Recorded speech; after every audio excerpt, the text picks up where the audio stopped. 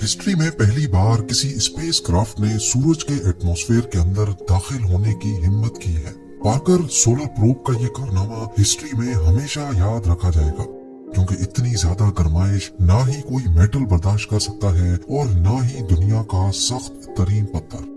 तो फिर सवाल उठता है कि आखिर पार्कर सोलर प्रोब इतनी गर्माइश में मेल्ट क्यों नहीं होता। हजारों नहीं बल्कि लाखों डिग्री के टेम्परेचर में भी ये बिल्कुल परफेक्टली कैसे काम कर रहा है।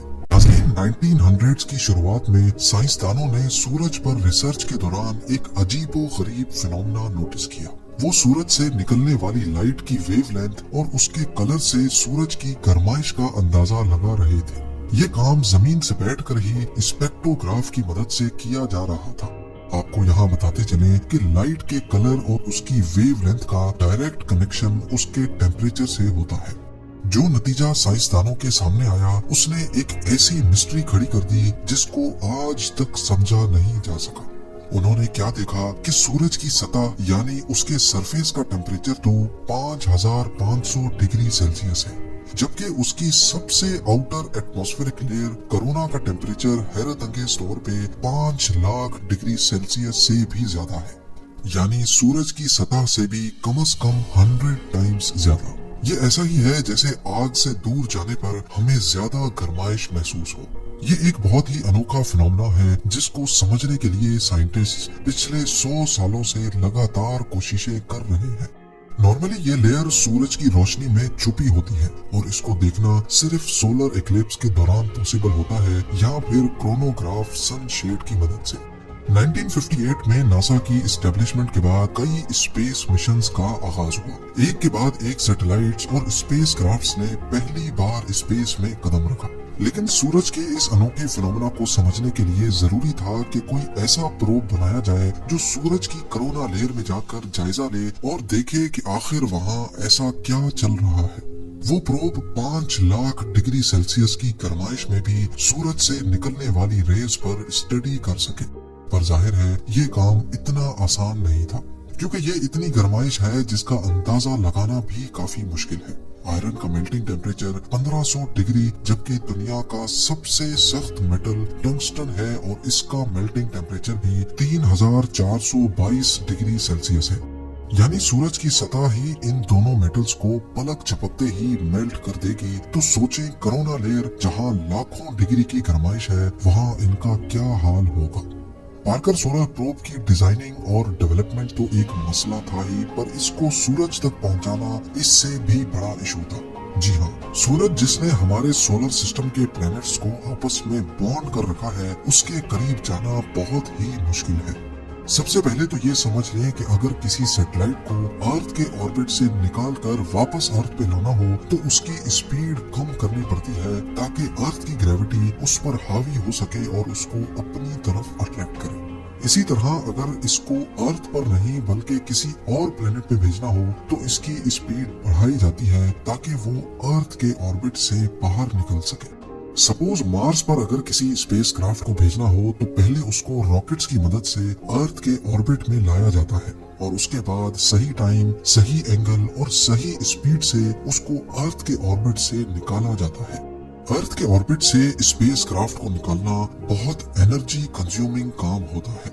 रॉकेट की मदद से वो अर्थ के ऑर्बिट तक तो आ गया, लेकिन अब यहाँ पर रॉकेट नहीं होते, लिहाजा स्पेस क्राफ्ट में ही लगे छोटे रॉकेट को इस्तेमाल करके इसकी स्पीड आहिस्ता आहिस्ता बढ़ाकर उसको ऑर्बिट से निकाला जाता है। मार्स क्योंकि अर्थ से सूरज के मुकाबले में बहुत करीब है, इसीलिए जिस एंगल में स्पेस क्राफ्ट को लॉन्च किया जाता है वो एंगल इतना ज्यादा नहीं होता। लेकिन सूरज और अर्थ के दरमियान का डिस्टेंस 150 मिलियन किलोमीटर है और अर्थ के ऑर्बिट से निकालकर इसको सूरज के ऑर्बिट में डालने के लिए एंगल भी बहुत बड़ा चाहिए और जाहिर है एनर्जी भी। इतनी ज्यादा एनर्जी और पावर वाला रॉकेट आज तक नहीं बनाया गया। लिहाजा नासा के एक्सपर्ट्स ने फैसला किया कि पार्कर प्रोब को सूरज पर भेजने से पहले इसको वीनस भेजा जाएगा। वीनस हमारे सोलर सिस्टम का दूसरा प्लेनेट है जिसकी ग्रेविटी को इस्तेमाल करके पार्कर प्रोब की स्पीड बढ़ाई जा सकती है। लेकिन यहाँ एक मसला था। मसला ये था कि वीनस एक छोटा प्लेनेट है और इसी वजह से इसकी ग्रेविटी भी कम है। जितनी स्पीड पार्कर प्रोब को सूरज के करीब जाने के लिए रिक्वायर्ड थी, उसके लिए जरूरी था कि वो वीनस के गिर्द 24 मरतबा चक्कर लगाए, तब जाकर वो सूरज के क्लोजेस्ट पॉइंट पर पहुंच सकेगा। 12 अगस्त 2018 पार्कर सोलर प्रोब को केप कैनावरल एयरफोर्स स्टेशन से लॉन्च किया गया। इस मिशन के लिए नासा ने 8 सालों का टाइम प्लान किया है। सूरज के सबसे क्लोज पॉइंट तक जाने के लिए वीनस का सहारा 24 मरतबा लिया जाएगा।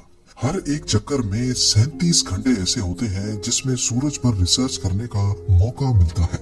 यानी टोटल 8 सालों में ये प्रोब सूरज पर 900 घंटे की रिसर्च कर पाएगा।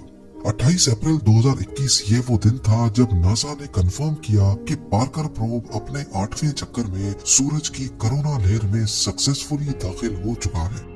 कोरोना का मिस्टीरियसली सूरज की सतह से भी 100 टाइम्स ज्यादा गर्म होना वाकई एक हकीकत था जिसको पार्कर प्रोब ने भी वेरीफाई किया। लेकिन ऐसा क्यों है? कौन सी ऐसी ताकत है जो मिस्टीरियसली कोरोना लेयर को सूरज की सतह से भी ज्यादा गर्म कर रही है? इस पर अभी तक रिसर्च चल रही है। अब आ जाते हैं हम अपने मेन सवाल की तरफ कि आखिर इतनी ज्यादा गर्माइश में पार्कर सोलर प्रोब मेल्ट क्यों नहीं हो रहा। पार्कर प्रोब की जो साइड सूरज को फेस किए हुए है, वहाँ एक हीट शील्ड लगाई गई है जिसको कार्बन फोम से बनाया गया है। ये कोई आम फोम नहीं है, बल्कि इसको अल्ट्रामेट कंपनी ने खास तौर पर सूरज की गर्माइश को एब्जॉर्ब करने के हिसाब से डिजाइन किया है। ये फोम अंदर से 97% खाली है, जो हीट शील्ड को और ज्यादा इफेक्टिव बनाता है। इसके अलावा इस पर कार्बन कार्बन कंपोजिट की एक लेयर भी चढ़ाई गई है, जिसको ग्रेफाइट और रेजिन से मिलाकर बनाया गया है। ये मिक्सचर हीट शील्ड की दोनों साइडों पर लगाकर इसको सुपर हीट किया गया, जिससे ये कार्बन की प्योरेस्ट फॉर्म में बदल गया। और हम सब जानते हैं कि कार्बन की हीट कंडक्टिविटी बहुत अच्छी होती है।